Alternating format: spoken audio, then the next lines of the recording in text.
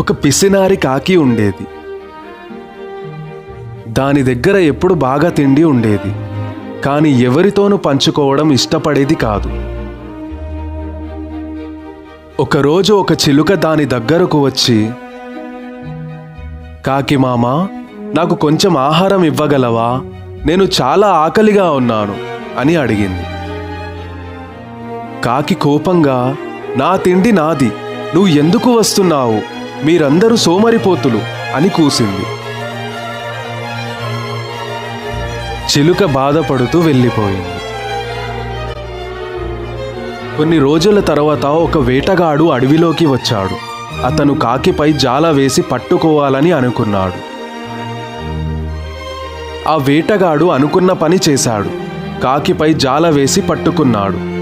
కాకి భయంతో, నన్ను కాపాడండి, నాకు సహాయం కావాలని గట్టి